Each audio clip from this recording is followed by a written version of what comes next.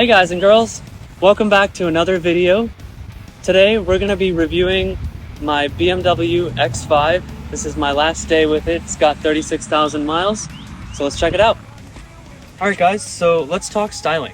So I really like how BMWs look in white, and this one is no exception. It's one of the better colors in my opinion. I like how they have these, you'll notice throughout like the styling, there's all these little creases and stuff that kind of, in my opinion, make it stand out from my daily driver car, which is a Honda CR-V. It's a little bit more subtle styling, and I like these little sort of creases and things that you see throughout. Now, in the earlier generations of most BMWs, they had sort of smaller, tighter, a little bit more sporty looking grills, and I was a fan of that when we first got this car, and I didn't know how I felt about these giant honking grills they've got, but this is actually grown on me and it's a really cool look. I think it, being a bigger grill, it fits with the size of the car, and of course X5 has grown quite a bit, and it does have pretty good interior space, as we'll see in a few minutes here. So down here we have the front radar sensor for your driver assistance technologies and stuff like that. And one of my favorite parts about this front end are these headlights that are really cool. So they have this sort of metallic, almost eyelid shape here, and you get these really neat like laser headlights in the front that have, and I'll put in some nighttime shots here so you guys can see it. And I just think it gives it a really mean, cool look. And even this is a 2019, but even today's generation BMWs really look cool with their headlight design. Has always been one of their really impressive things. And they also help you see really well. Like, these headlights function great. So yeah, let's keep moving.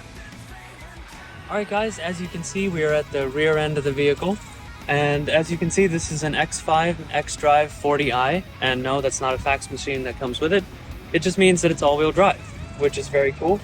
Now, the taillight design, when we first got the car, I thought it looked a little bit Volkswagen Audi-esque, but it's grown on me and I really like it. It's got full LEDs, of course, as you would expect. Now, you might look at this trunk door and think, why is there a big crack in the middle? No, it didn't get in an accident. This is a split tailgate. Check this out. So what's cool here is this lower half is really at waist height for a most average height person. I'm about 5'8". So the nice thing with that is you can really reach in here all the way and do a lot of stuff here. All right, so the other cool thing here is, as you can see, this lower half is a tailgate. So we have very nice, bed liner from a truck on here, and as you can see, it's got some good usage marks on it. Now this trunk also has some really cool features.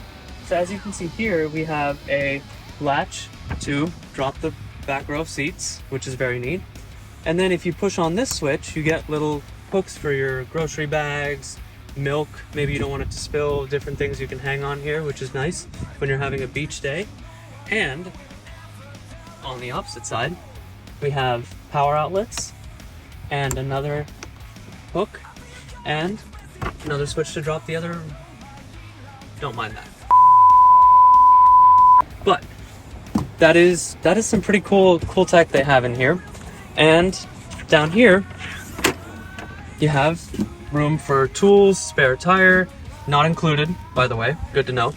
And I like that this is really has some a hydraulic lift. It's properly designed as a latched trunk floor, and it's fully flat, as you can see all the way through, so you could really stretch out your skis, mattress, whatever you want to put back here. And you can also pop the squat and watch the pretty sunset.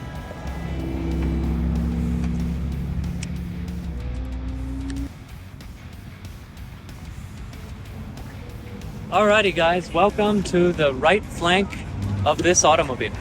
So as you can see, this might be a little bit different. This is different for me. The gas tank is on the right side of the car. And as you can see, it's a nice click to open, so there's no release inside the car, which is nice because most of the time you'd forget anyway. Now this is a very traditional sort of gas cap that you open and take out as such. Smells real great there. The only thing, if you don't already know about BMWs, they require 93 octane, so it's a little bit expensive. Here in Texas, I spend about $75 per tank, but that sweetheart of an engine makes it worth it. Moving down to the wheels, there's some plastic plating here on the fenders, which honestly I think looks kind of cool as a contrast off the white paint. Now down here, I really like this wheel design. I think it definitely screams BMW, and it looks like on brand, and I really like the way that they've done this. Now the meat here, 275 wide tires, so nice and wide. This car always hooks up really well. Of course, it's all-wheel drive, so that's part of the reason why. It is a rear-biased all-wheel drive system, so and we've got, or I put Michelin all seasons on here, so this car definitely takes turns really, really well for a car of this size.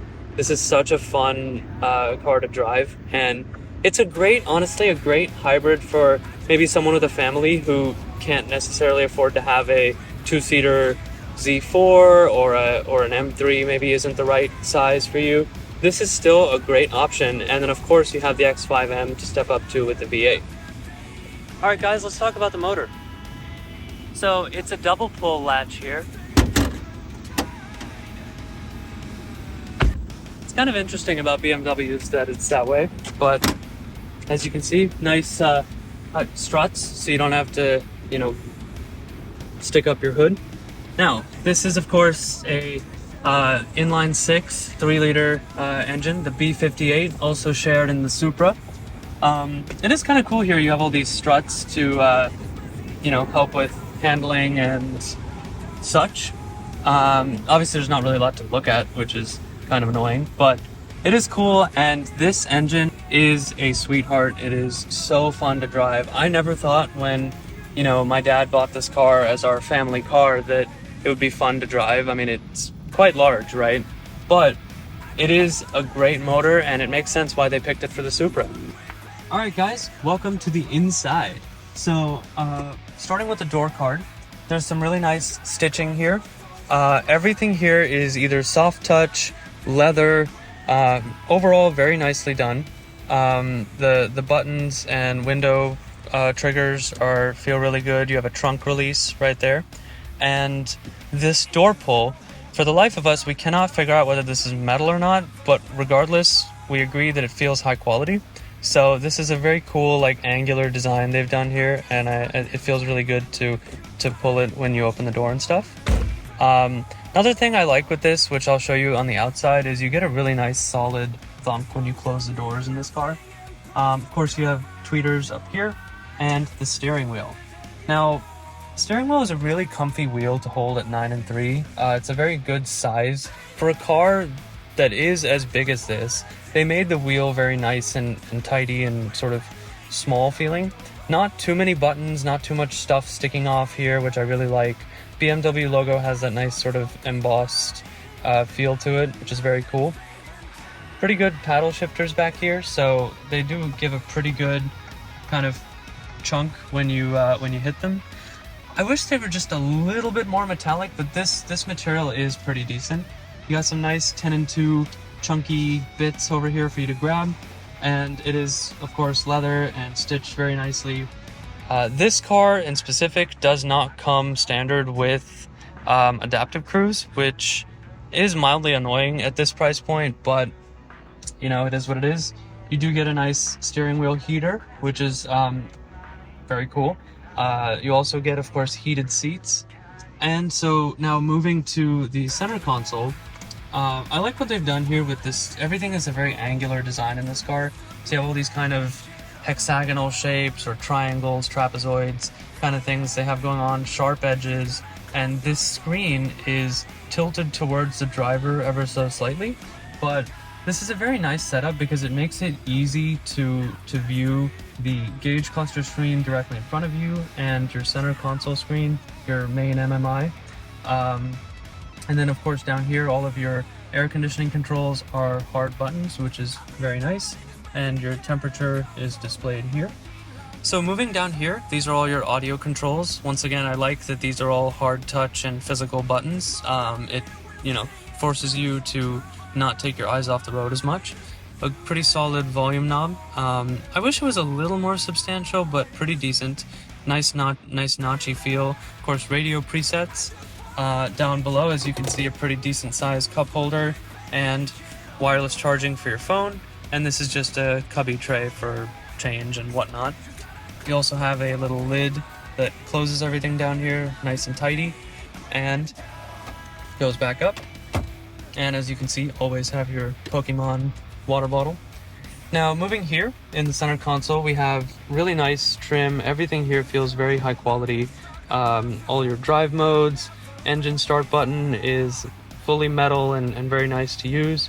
You have this, the BMW sort of joystick gear shifter here, where there's a button on the side and you push it for different gears and pull. And so that's a very nice feel, actually. I've gotten very used to this. Of course, BMW owners will recognize this as your iDrive controller. You rotate and push for different options. Now, moving into the actual center console, you press this button here, and it's a split open, once again, center console, which is cool. And as you can see, you can get a little feel for how big it is. You have USB ports in here, USB-C. That's a pretty good look here at the driver's area of the BMW X5. Alright guys, so as you can see, we're on the fun side of the car now, the passenger side. And here on the dashboard, as we continue over to this side, we have that same sort of faux wood trim, which looks really nice, and these chromed kind of AC vents with that sort of angular design language again. Now, down here is, of course, your traditional glove box, but this is where I gotta give it a little bit of flack. This is nicely carpeted on the inside, but this feels not as substantial as you would expect on a car like this. And I don't understand the point of this big block here, because it really prevents the items that you can keep in here and how they sort of bend up when you close it. And so this has been somewhat of a nightmare to use to put stuff in, which is kind of annoying. Now, moving up here to the ceiling of the car, I guess, you got your sun visor. This is wrapped in something kind of soft-ish. I would say soft-ish. Here we have, of course, mirror and say hi guys, and a lighting up top, which is kind of unique, and it turns off right when it closes, so that's kind of cool. Now, this car, of course, does come with panoramic sunroof, as you can see up here. Goes all the way to the back seats, and this front section does open, which is very nice. Makes this sort of black interior feel very roomy and open air, which is very cool. So yeah, let's hop in the back next. What's up guys? Welcome to the back. So as you can see, we have a pretty spacious second row here. Looking at the back of the seats, comes with USB-C ports behind the seats, which I kind of like this, because if the USB ports are in the center console, you know, it's kind of in the way of people's legs and stuff. I like that it's placed up here. Here we have a little slot, which I'm assuming is some kind of BMW accessory slot where you can plug in maybe a lunch tray or something that they sell for the kids to eat back here. Things like that, it's kind of cool. Ambient lighting, of course, that is fully throughout the car, and I will show you guys that at nighttime. Leather wrapped seat back pockets. And moving to the actual center console, of course, you have AC vents. More of that nice trim from the front center console continues here. Heated seats, which is very cool feature back here. Full climate controls. Cigarette lighter down here. Of course, you can use that for charging and things as well. And a nice little slot.